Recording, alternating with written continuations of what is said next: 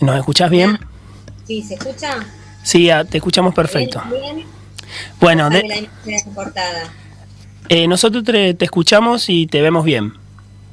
Bueno, Bueno, perfecto. Débora es secretaria de Relaciones Intersindicales de la seccional Buenos Aires, la Asociación Bancaria, y bueno, lo dejamos con ella directamente. Gracias por estar.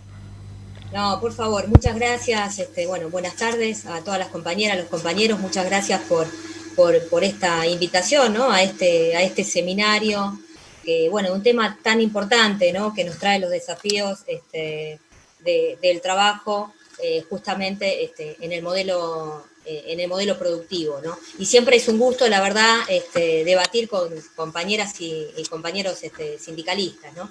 Y un poco traerles la mirada, ¿no? Del sindicato de la bancaria, cómo vemos nosotros la situación actual de lo que está pasando, la situación en tema internacional, la situación local, es decir, cómo estamos transitando los trabajadores bancarios y las trabajadoras bancarias esta pandemia y, bueno, los desafíos, ¿no? del trabajo.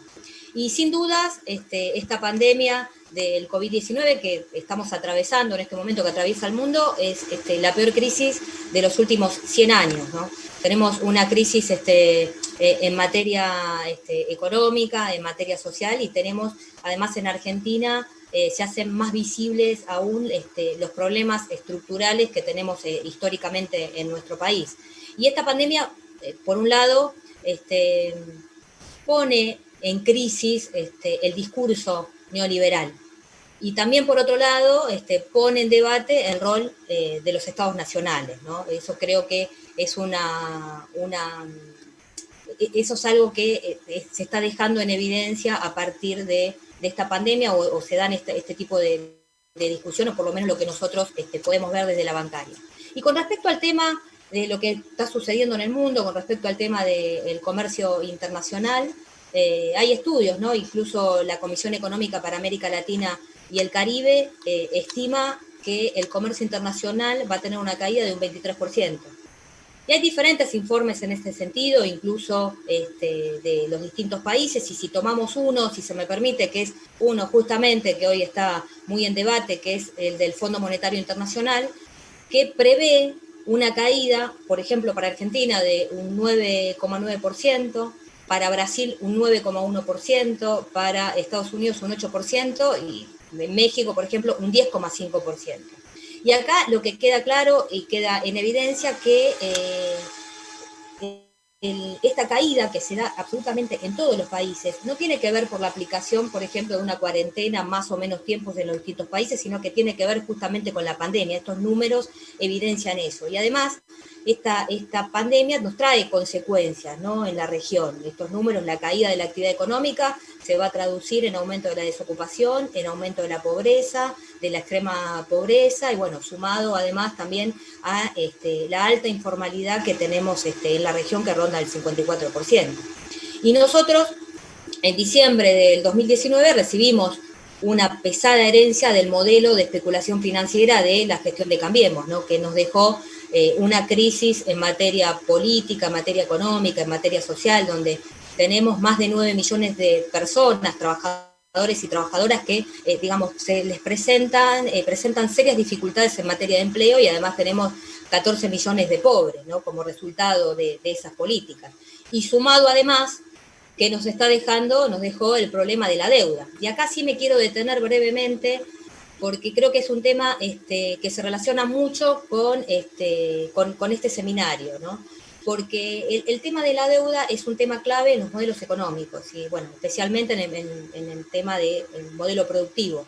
¿Y por qué digo esto? Si nosotros recorremos los últimos 40 años de la historia de nuestro país, podemos ver que tenemos un vínculo muy estrecho entre la deuda y la fuga de capitales, ¿no? ¿En el marco de qué?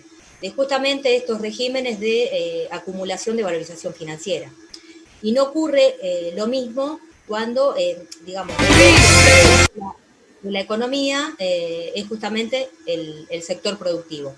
Y para eso basta ver, tomemos algunos periodos que va desde 1976 al 2001, y tomemos el último periodo, que es el de Cambiemos, de 2015 al 2019, en el que estos periodos ahí se advierte, ¿no? Se ve estrechamente el vínculo, esto que les decía, entre deuda y fuga de capitales.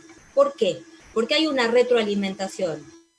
Porque la fuga de capitales impulsa el endeudamiento, porque además necesita de los recursos para ser financiada. Y a la vez el acceso al endeudamiento externo es posible en el marco de ¿qué?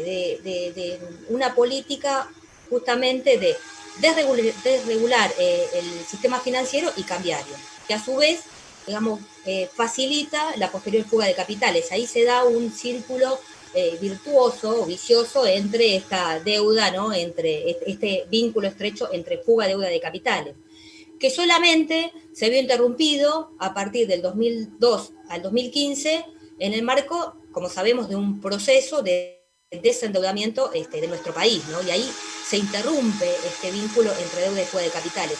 Ahora, si bien no quiere decir que en ese momento o en esos años no existió fuga de capitales, porque eso es un problema recurrente, es una constante, es un problema estructural de la Argentina. Sí, existió fuga de capitales. Lo que sucede es que lo que se interrumpe es este vínculo entre fuga y deuda, que con Macri se retoma, ¿no? Este vínculo entre fuga y deuda de capitales. El eje productivo es reemplazado justamente por uno basado en un régimen de especulación financiera, que en un primer momento este ciclo de deuda y fuga se financia fundamentalmente con este flujo de capitales especulativos que ingresaban al país.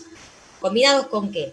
Con altas tasas de interés, es decir, entraban capitales al país que se valorizaban internamente y que luego se fugaban. Esto es lo que es conocido como el carry trade, es decir, y así obtuvieron ganancias extraordinarias en dólares, ganancias muy elevadas en dólares. Y después pasó a otra etapa en Argentina, que luego, digamos, esta fuga de capitales pasó a ser financiada por los desembolsos que hacía justamente ¿quién? El Fondo Monetario Internacional.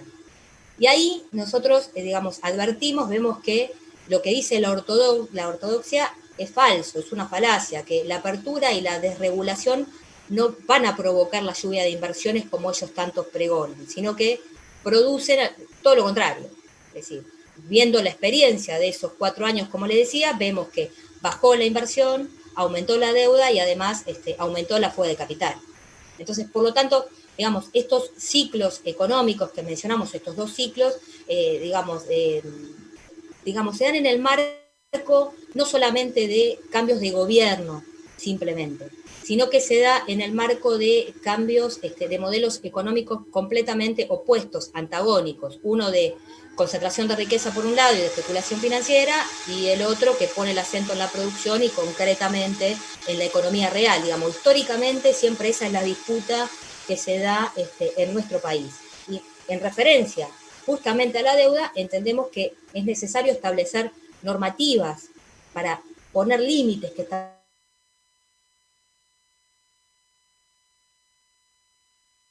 además que se dé.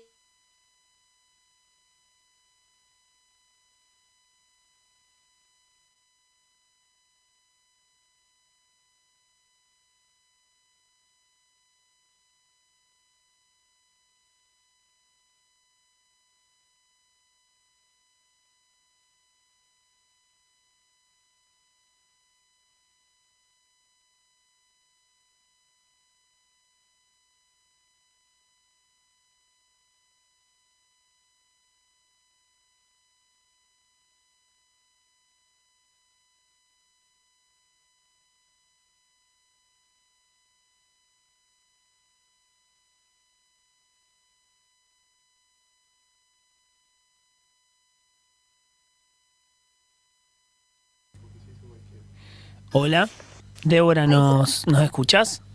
Tuvimos un Sí, problema de conexión. ¿hasta dónde se escuchó?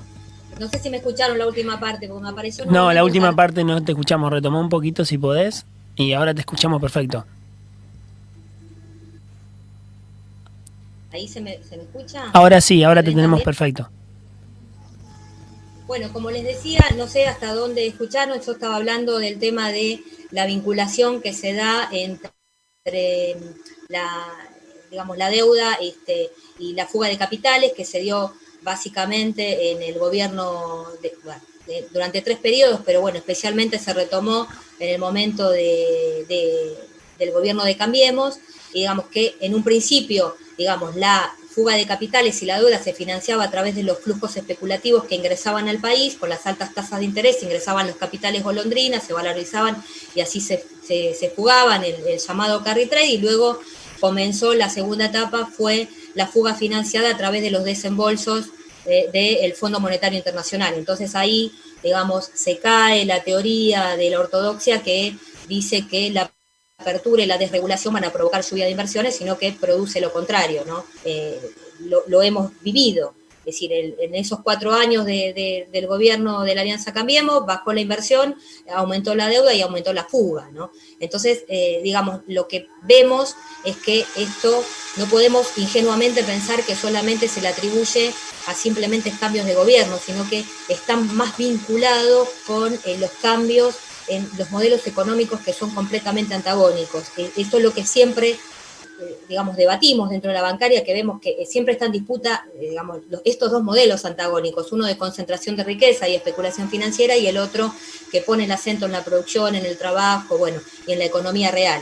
Y con respecto a la deuda, entendemos que es necesario establecer límites al endeudamiento externo, que se dé un marco de regulación internacional, digamos, que se pueda apoyar una gestión sostenible de la deuda de los países dependientes o vías de desarrollo, y esquemas de reestructuración como herramienta, es decir, pensar políticas para administrar la moneda extranjera, es decir, pensar políticas en el largo plazo. Ahora bien, con respecto al tema de los trabajadores bancarios y las trabajadoras bancarias, cómo estamos atravesando esta pandemia, ¿no? Quería comentarles un poco algunas situaciones y algunos también mencionarles el tema del acuerdo salarial, pero ¿en qué estamos, no?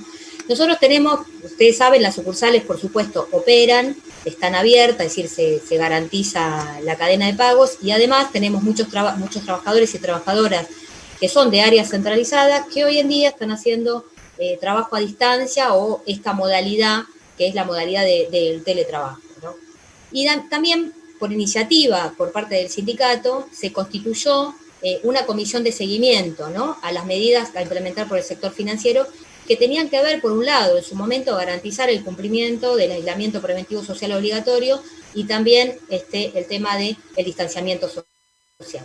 Y ustedes saben que mayoritariamente los bancos públicos pagan las prestaciones de la seguridad social. Estamos hablando que tenemos 14 millones de operaciones mensuales que incluyen la asignación universal por hijo, los 9 millones del ingreso familiar por emergencia, es decir, que mayoritariamente son pagados, son absorbidos por la banca pública. Por eso también tenemos un reclamo que se hace desde la organización sindical, es decir, reclamando que una distribución más equitativa de estos pagos de la seguridad social, ¿no? Y también se han hecho gestiones con ANSES a fin de garantizar la realización ordenada de los pagos de la seguridad social.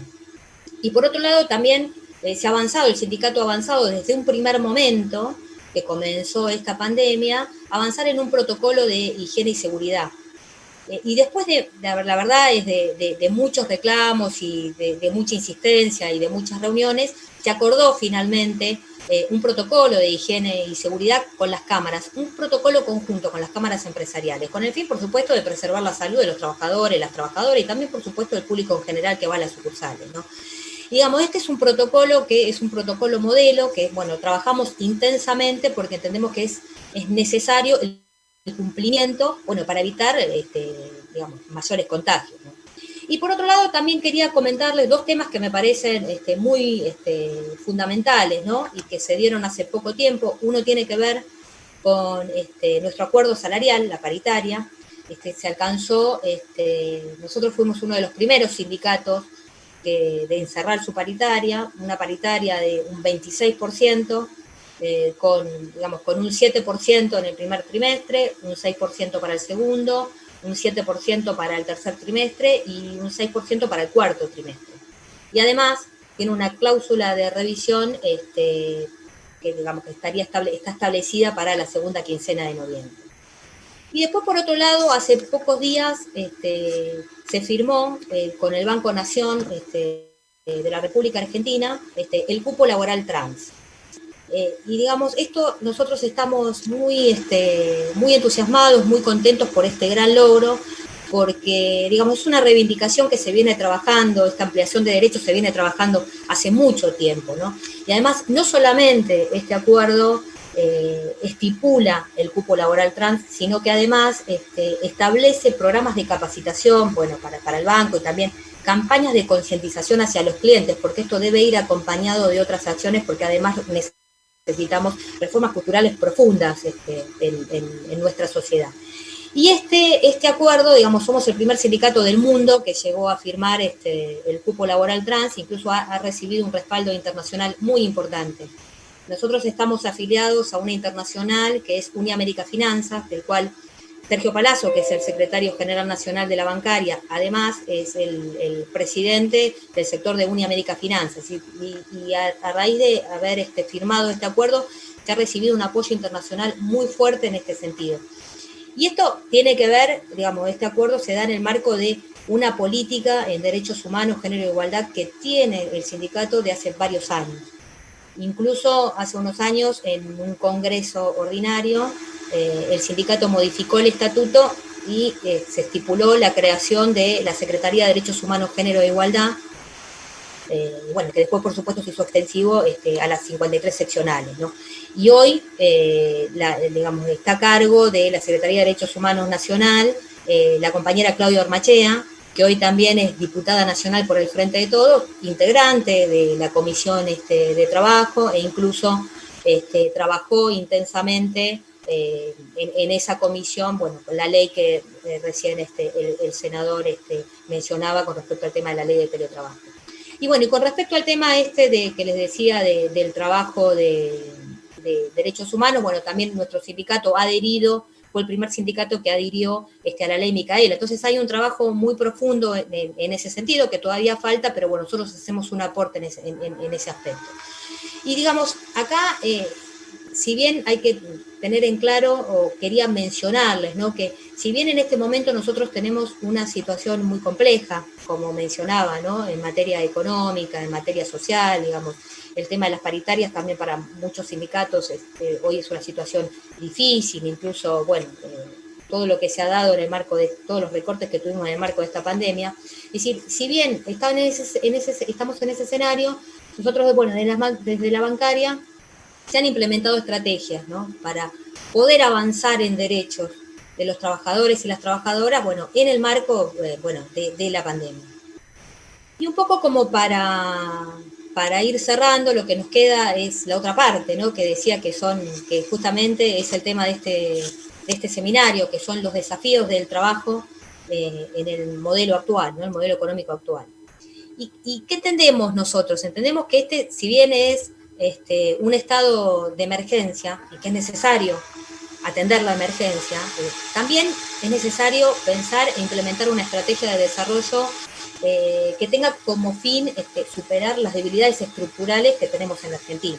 Es decir, tener un plan de desarrollo, un modelo productivo que sea a largo plazo, que en el centro esté el trabajo, que además esté acompañado por la recuperación de la autonomía nacional y que podamos avanzar en los lazos de integración latinoamericana. Y en este caso, que en el último tiempo se habla mucho de la deuda y que recién lo mencionaba al principio de la intervención, todos sabemos que ahora se negoció el tema de la deuda, pero nos queda todavía la negociación con el Fondo Monetario Internacional. Y acá quiero hacer una aclaración, porque creo que hay que estar muy atentos a estas negociaciones y hay que estar muy atentos a que no peligre la institucionalidad de la República Argentina. ¿Y por qué digo esto? Porque al Fondo Monetario Internacional ya lo conocemos, ya sabemos cómo es, ya sabemos cómo opera y ya sabemos con qué recetas viene. No existe un Fondo Monetario Internacional que cambió o que es bueno o que ahora hace beneficencia. Entonces tenemos que estar atentos que no venga con la reforma laboral y previsional bajo el brazo y que además que peligre, que hay algunos que de alguna manera quieran hacer modificaciones conceptuales y que caigamos en esa trampa. Entonces, creo que tenemos que estar muy atentos en ese sentido y oponernos fuertemente en caso que esto suceda y tenemos que estar preparados. Y con respecto al tema de los bancos, ¿no?, que es un tema digamos, para la economía que son centrales. Bueno, nuestro secretario general nacional, el compañero Palazzo, siempre lo dice, lo repite muchas veces, incluso en muchas notas periodísticas, es decir, y también, por supuesto, se habla de esto dentro de la bancaria. Entendemos que es necesario recuperar el rol de los bancos, es decir, los bancos tienen que estar al servicio de la sociedad, al servicio de la comunidad, es decir, deben recuperar el rol central, es decir, recibir depósitos y dar crédito para la economía productiva, que impacte en la economía real y no en la especulación financiera. Por eso mismo entendemos nosotros que lo que es necesario es avanzar un paso, es decir, de ratificarlo por vía legislativa como un servicio público, ¿no? Porque digamos que esté a la altura de las necesidades del país, de la economía real, de los trabajadores, de las trabajadoras. Y por otro lado, un tema que vemos que la verdad que se habla poco, que tiene que ver con discutir la estatización de los servicios públicos, que hoy están en manos privadas. Y digamos, la verdad que cuando uno ve el precio de estas tarifas, bueno, nos hace pensar que con estas tarifas sería inviable una reactivación de la economía. Por lo tanto, creo que el tema de los servicios públicos es un tema que, digamos, hay que profundizar y hay que poner la mirada ahí porque, digamos, la reactivación económica es necesaria para salir de esta gran crisis que tenemos. Incluso lo que le decía al principio, hay una caída del comercio internacional, entonces en ese caso lo que es necesario y que es imperioso es fortalecer ¿qué? El mercado interno. Y para fortalecer el mercado interno, una de las cosas que se requiere es un shock en la distribución del ingreso, aumento de salarios, tener paritarias libres, aumento de jubilaciones, es decir, una reactivación de la economía de la Argentina. La recuperación del comercio exterior, es decir, sabemos que eso, digamos, es necesario que el Estado avance en ese sentido. Veamos el último debate que tuvimos con respecto a la gran estafa de lo que fue Vicentín, que todos sabemos que se contrajo una deuda terrible con muchas entidades financieras. La más grande ha sido con el Banco Nación de la República Argentina, cifras de 18.163 millones, es decir, una gran estafa al pueblo argentino. Y por eso nosotros estábamos de acuerdo con la expropiación, entendemos que es necesario avanzar con una empresa testigo, que digamos que el Estado tenga que tenga una participación en los lugares centrales de la economía, ¿no? También lo que tiene que ver la soberanía fiscal y monetaria, porque acá sí quiero aclarar algo, ¿no? Tengamos en cuenta que desde el punto de vista de la política fiscal, muchas veces nos hablaron o en nombre o amparándose en la austeridad. Bueno, la verdad que se implementaron programas salvajes de ajuste. Bueno, y estos programas de austeridad, en realidad lo que se restringe es justamente el rol del Estado, ¿no? Digamos, la acción del Estado en materia de salud, en materia de educación, bueno, en materia de jubilaciones, de obra pública. Por eso es que es necesario readecuar toda la normativa cambiaria y de inversiones para que el dinero se mueva justamente dentro del circuito productivo de la Argentina, ¿no? Y discutir, además, avanzar un tema que parece que muchas veces es un tema tabú, un tema vedado que tiene que ver con los puertos en Argentina, ¿no? Los puertos son un sector muy clave porque es la entrada y la salida de la riqueza de nuestro país. Entonces, avanzar en el tema de los puertos, en la inversión en infraestructura, en la tecnología, proteger al sector productivo, crear empleo, fortalecer la legislación laboral y además dar un paso más, los trabajadores y las trabajadoras avanzar en la discusión de la productividad, pero no desde el punto de vista solamente del empresariado que, bueno, siempre termina restringiendo los derechos laborales, ¿no? Sino de una manera un poco más integral, ¿no? Debatir el impuesto a la riqueza con seriedad, la reforma tributaria, la reforma fiscal, el ingreso básico universal, discutir la reforma judicial, que bueno, hoy es un gran debate y tiene tanta resistencia por parte de los factores de poder, ¿no? Y bueno, y respecto a la región, entendemos que es necesario fortalecer, ya sea los lazos de comunicación, de integración y bueno, de la cooperación internacional, porque vemos que ningún país se va a salvar de una manera aislada, o sea que acá tenemos que ver una salida de conjunto. Y en síntesis, lo que vemos es que lo que se va a requerir o que se requiere es un nuevo pacto social, ¿no? Y hay un consenso en general de que se requiere un nuevo pacto social. Ahora, un nuevo pacto social que contemple la esfera que tiene que ver con la salud, con la esfera social, la fiscal, que contemple la esfera productiva, la ambiental, que se apoye, por supuesto, ¿no?, en las nuevas tecnologías digitales que favorezcan la reactivación con igualdad y con sostenibilidad, ¿no? Eso, me parece que esas son dos cuestiones claves, sobre todo, digamos, con igualdad. Porque acá lo que tenemos que tener muy en cuenta es que tenemos un avance muy feroz del capital por sobre el trabajo. Eso es lo que tenemos que ver. Hay un ataque muy fuerte en este momento del enemigo oligárquico de la Argentina, el enemigo histórico, ¿no?, aliado al imperialismo. Entonces, lo que se requiere es la unidad del movimiento obrero, digamos, es fundamental, digamos, es algo supremo, es un valor supremo y estratégico, y como siempre nos dice Sergio Palazzo, el secretario general de la bancaria, decíamos, tiene que ser una unidad, pero una unidad en serio tiene que ser una unidad con contenido, no que sea coyuntural, sino una unidad con un contenido. Sí se necesita la unidad nacional y fortalecer, ¿no?, nuestras alianzas estratégicas para avanzar en las transformaciones estructurales que justamente que necesita el país. Bueno, nosotros desde la bancaria trabajamos siempre en ese sentido, porque tenemos que ser muy conscientes que el empresariado, ya empezó el tema de la pospandemia, el empresariado tiene su propio programa, y siempre ese programa va a ser ajuste para los trabajadores y las trabajadoras. Como tiene su programa el sector empresario, nosotros tenemos que tener el nuestro y tenemos que tener nuestro modelo de país para poder debatir estas ideas y para poder debatirlo en el Consejo Económico y Social que nosotros estamos esperando que se conforme, donde ahí se van a poder debatir todas estas ideas. Es decir, hoy necesitamos volver a discutir en la Argentina el movimiento obrero, es decir, todas las organizaciones, pero fundamentalmente los sindicatos, debemos discutir las ideas y no discutir los cargos de una vez por todas. Creo que esa es la discusión, digamos, los trabajadores, los sindicatos debemos discutir, estamos obligados a discutir los grandes temas nacionales.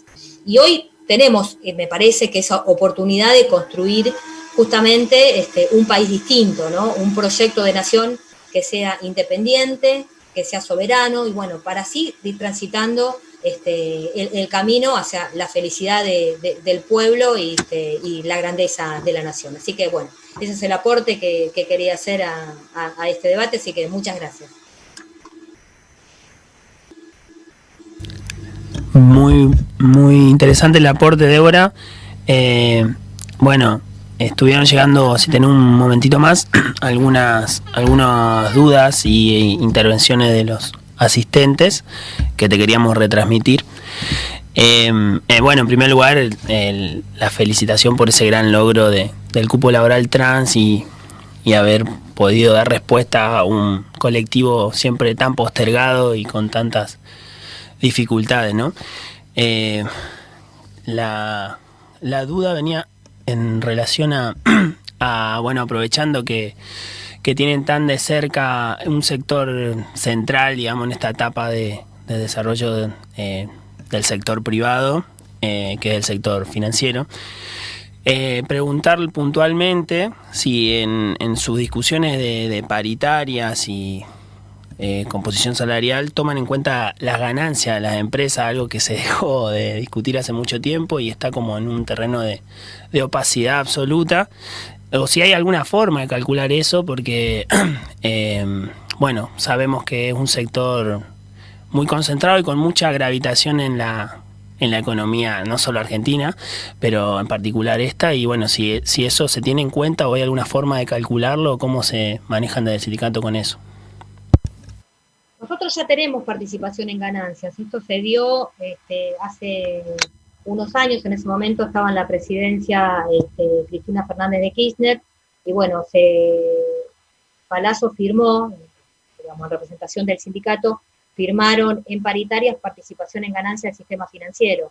Digamos, ya es un derecho adquirido, lo tenemos por paritaria, y bueno, incluso en esta última, yo no lo aclaré recién, pero en nuestro último acuerdo salarial, se dio esa actualización de esa participación de ganancias que se calcula a través del ROE, que mide la rentabilidad de las entidades financieras. Tenemos esa actualización, digamos, dentro de los porcentajes que había, dentro del 26% que había mencionado. Nosotros ya hemos avanzado en eso, ya es derecho adquirido.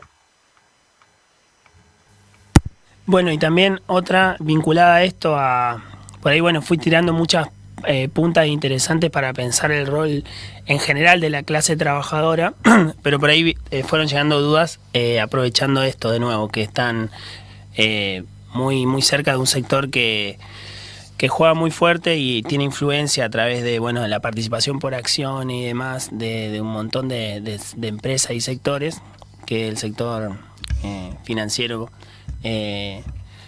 Preguntarte en relación a esto que habías planteado, digamos, de que debería recuperarse el rol de los bancos como un lugar donde se reciban depósitos y se genere crédito para el sector productivo, generador de empleo y demás.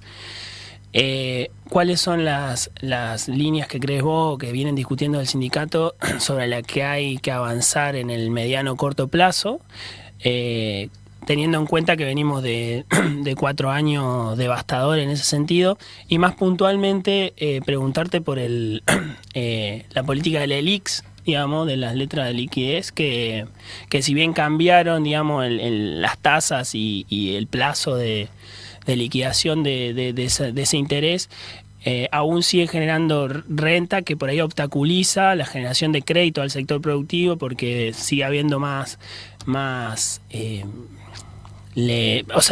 hay como un interés de los bancos de seguir poniendo la plata en la especulación financiera y no en el sector productivo, que vienen discutiendo en sentido de eso. Sí, bueno, el sector financiero, por supuesto, ya sabemos que quiere o tiene una tendencia a la bicicleta financiera y la especulación financiera. Una de las cosas que discutimos, no de ahora, sino de hace varios años, dentro de la bancaria, es que, bueno, es necesario un cambio en materia, en la ley de entidades financieras, que es lo que, bueno, no se discute, no se ha podido avanzar en ese sentido, pero bueno, que es imperioso cambiar la ley de entidades financieras que viene de la época de Martínez de Oz. Hay que cambiar la lógica. Bárbaro. Sí, muy claro el aporte. Bueno, si ya más o menos con las preguntas estamos más o menos contemplando todas las que fueron pasando. Si vos querés hacer algún aporte más de hora en relación a los temas que fueron saliendo, te damos la palabra, o si no, vamos avanzando. Agradecerles mucho esta invitación nuevamente, y sí, por ahí aclarar algo o hacer un aporte, que hace unos días se cumplieron 4 años de la conformación de la Corriente Federal de Trabajadores y Trabajadoras, digamos que tuvo un rol muy activo en oponerse a las políticas en su momento del gobierno de Mauricio Macri. Digamos, es una corriente interna dentro de la CGT, con un pensamiento propio, saben, con un programa de gobierno propio de 27 puntos, digamos, que toma, digamos, ahí tenemos una línea histórica, una continuidad histórica del sindicalismo de la CGT de los argentinos, de La Falda, de Huerta Grande, los 26 puntos de Gualdini, es decir, un sindicalismo, una línea histórica de un sindicalismo de liberación, ¿no? Que, bueno, es muy necesario, digamos, había un sindicalismo, hay una historia en Argentina, un sindicalismo que discutía los grandes temas nacionales y que discutía el modelo de país y con un programa propio. Y eso es lo que nosotros necesitamos. Necesitamos unidad con contenido, unidad nacional, y necesitamos un programa propio para discutir los grandes temas nacionales, para que las fuerzas conservadoras y oligárquicas, bueno, no tengamos siempre estos ciclos y contraciclos que nos hacen retroceder muchos años en el país y, bueno, retroceder en materia de derechos. Es decir, un sindicalismo de liberación que discuta las grandes cuestiones nacionales. Gracias. Bárbaro, muy claro el aporte, sin duda, y es algo que también estamos humildemente tratando de generar con este espacio de intercambio, donde además del rol central que ocupan los trabajadores y las trabajadoras por historia y por conciencia, como vos decís, recuperando esos programas históricos que mencionaste, también otros actores que deben y pueden vincularse con el sector del trabajo. Bueno, una preguntita más que estaba llegando en relación a esto, justamente esto último que mencionaba, la articulación con otros sectores, cómo se da, cuál ves que son las perspectivas, tomando en cuenta la historia de nuestro país y cosas que fuiste también mencionando vos en relación a la escala necesaria para enfrentar a los grandes grupos con los que nos enfrentamos hoy, que no tienen asiento en un solo país, sino más que nunca la necesidad de articular la patria grande. Y en relación a otros sectores de la sociedad que también fueron protagonistas de grandes momentos de la historia, por ejemplo, el sector estudiantil, el sector de profesionales, las pequeñas y medianas empresas, ¿cuáles ves que son las líneas de acción en ese sentido? Perdón que te molestemos un ratito más, ya que estás con posibilidad de... No, por favor, ninguna molestia, al contrario. Con respecto al tema, digamos que es clave esto que mencionabas, bueno, que ya lo he desarrollado, el tema de la unidad, y entendemos, bueno, que es importante volver al tema, digamos, a la idea del movimiento y a la idea de los frentes, ¿no? Y, digamos, articular entre sí, y tener fundamentalmente los cuadros de conducción que puedan articular entre sí. Nuestra organización ya viene trabajando, ¿no? Incluso Palazzo ya hace muchos años, incluso se vio claramente cuando estaba el gobierno de Cambiemos, pero hoy se sigue realizando. Nosotros tenemos diálogo y articulamos con otros sectores, no solamente de la parte sindical, sino con otras organizaciones que tienen que ver con trabajadores y trabajadoras de la economía popular, también, bueno, con empresarios, con cooperativas, es decir, porque es necesario la articulación y fundamentalmente también, digamos, creo que hay que volver a recuperar esa alianza estratégica que había entre el movimiento obrero y el movimiento universitario, ¿no? Creo que también hay que avanzar en ese sentido. Creo que esta unidad nacional tiene que ser frentista, es decir, porque tenemos liderazgo dentro del campo popular, pero falta la articulación de la conducción de los distintos referentes de los distintos frentes sociales que existen en Argentina, ¿no? Porque esto no se resuelve de una manera aislada, sino que se resuelve de conjunto. El poder oligárquico en la Argentina es muy poderoso, por supuesto, pero es minoritario. Y el poder popular es mayoritario. Lo que sucede es que nosotros en este momento, si bien en 4 años pudimos sacar al gobierno de Macri, tuvimos una unidad de una coyuntura electoral. Hay que pasar a una unidad del Frente Nacional y Popular. Ese es el desafío que tenemos en esta etapa para poder ganar tiempo y poder hacer las reformas estructurales que necesita la Argentina, porque si no, siempre vamos a estar en lo mismo, tener ciclos y contraciclos. Si nosotros no hacemos reformas profundas en nuestro país, bueno, siempre vamos a tener, bueno, nos vuelve a ganar la derecha y volvemos a retroceder y, bueno, vuelve a saquear al país. Entonces el desafío es eso, pasar de un frente que es electoral a la construcción real de un frente nacional y popular. Y para eso se necesita unidad de todos los frentes con las conducciones respectivas de cada frente social. Bueno, muchísimas gracias, Débora. Te vamos a tener en cuenta también para la continuidad de este ciclo. Muchísimas gracias por el tiempo. Y bueno, eso sí, no tenés nada más que agregar, vamos dando paso a lo que sigue. Agradecerles. Bárbaro, muchas gracias. A vos muchas también. Gracias. Bueno, queríamos informarle que Ramón Garaza tuvo un inconveniente, una reunión de último momento en su sindicato, así que vamos a dar el curso a su intervención en el próximo encuentro. Vamos a tener que suspender su participación en este. Bueno, sin más, más o menos las preguntas fueron apareciendo y fueron siendo respondidas.